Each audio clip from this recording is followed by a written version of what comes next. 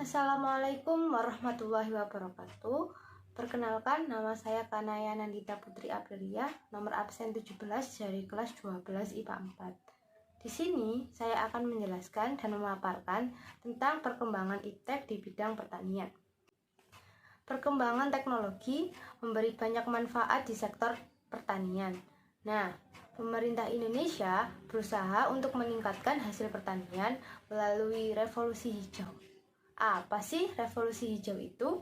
Revolusi hijau adalah upaya peningkatan teknologi pertanian dengan tujuan untuk meningkatkan hasil produksi pangan. Revolusi hijau bisa dimaksudkan dengan perubahan bercocok tanam dari cara tradisional ke cara yang modern. Revolusi hijau disebut juga dengan revolusi agraria. Revolusi hijau dapat dilakukan dengan berbagai cara, yaitu diversifikasi pertanian, intensifikasi pertanian, ekstensifikasi pertanian, mekanisme pertanian, dan rehabilitasi pertanian.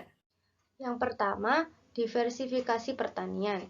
Diversifikasi pertanian adalah upaya penganekaragaman tanaman atau usaha guna untuk menghindari ketergantungan dari hasil pertanian. Yang pertama, dengan cara memperbanyak jenis kegiatan pertanian. Misalnya, seorang petani, selain bertani, mereka juga bisa beternak. Yang kedua, memperbanyak jenis tanaman pada satu lahan. Misalnya, seorang petani menggunakan lahannya untuk menanam beberapa tanaman seperti cabai, bawang, padi, dan tanaman lainnya. Yang kedua, intensifikasi pertanian.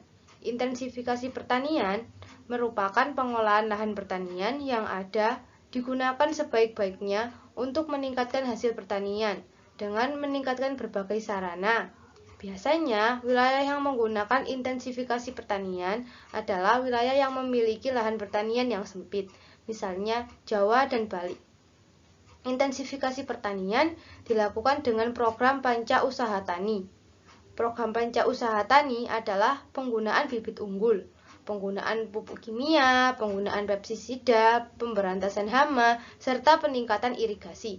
Pelaksanaan revolusi hijau di Indonesia dititikberatkan pada program intensifikasi pertanian, karena lahan di Indonesia yang semakin sempit, namun jumlah penduduk Indonesia yang semakin meningkat, sehingga program intensifikasi pertanian dianggap paling cocok digunakan di Indonesia. Ketiga, ekstensifikasi pertanian. Ekstensifikasi pertanian adalah usaha untuk meningkatkan hasil pertanian dengan cara membuka lahan baru. Membuka lahan baru biasanya dengan membuka hutan, semak belukar, daerah di rawa-rawa, dan daerah pertanian yang belum dimanfaatkan. Ekstensifikasi pertanian dilakukan di daerah yang jarang penduduknya, khususnya daerah Sumatera, Kalimantan, dan Papua. Keempat, mekanisme pertanian. Mekanisme pertanian adalah usaha untuk meningkatkan hasil pertanian dengan menggunakan alat-alat yang modern seperti traktor dan alat penggalian padi. Yang kelima, rehabilitasi pertanian. Rehabilitasi pertanian adalah usaha untuk meningkatkan hasil pertanian dengan cara pemulihan sumber daya pertanian. Rehabilitasi pertanian bertujuan untuk memperbaiki lahan pertanian yang tidak produktif menjadi lahan pertanian yang produktif, dan juga bertujuan mengganti tanaman yang tidak produktif menjadi tanaman yang produktif. Hasil revolusi hijau di Indonesia. Pelaksanaan revolusi hijau pada masa Orde Baru membawa perubahan yang signifikan bagi sektor pertanian di Indonesia. Pertanian di Indonesia dibedakan menjadi dua, yaitu pertanian pangan dan perkebunan. Pertanian pangan merupakan sektor pertanian yang memiliki peran strategis bagi perekonomian nasional. Peran strategis sektor pertanian salah sebagai berikut. 1. Kontribusi terhadap pendapatan. 2. Penyerapan tenaga kerja. 3. Penyediaan bahan baku bagi sektor lain. 4. Penyedia bahan pangan bagi masyarakat. 5. Pasar bagi produk non-pertanian. Yang kedua ada perkebunan.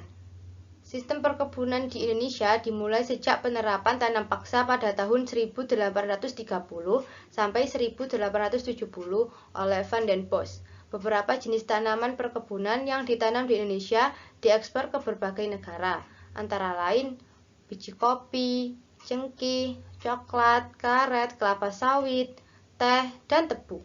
Untuk meningkatkan hasil produksi perkebunan, pemerintah menerapkan kebijakan sebagai berikut. 1. Merehabilitasi perkebunan dan pabrik yang ada. 2. Menetapkan intensifikasi. 3. Melakukan ekstensifikasi. 4. Melakukan diversifikasi tanaman. Revolusi hijau juga memiliki dampak positif dan juga dampak negatif. Dampak positifnya adalah 1. Di India berhasil memenuhi kebutuhan pangan secara mandiri. 2. Meningkatnya kesejahteraan petani. 3. Di Filipina mengalami perkembangan lebih pesat dari India. 4. Di Indonesia menjadi negara swasembada beras.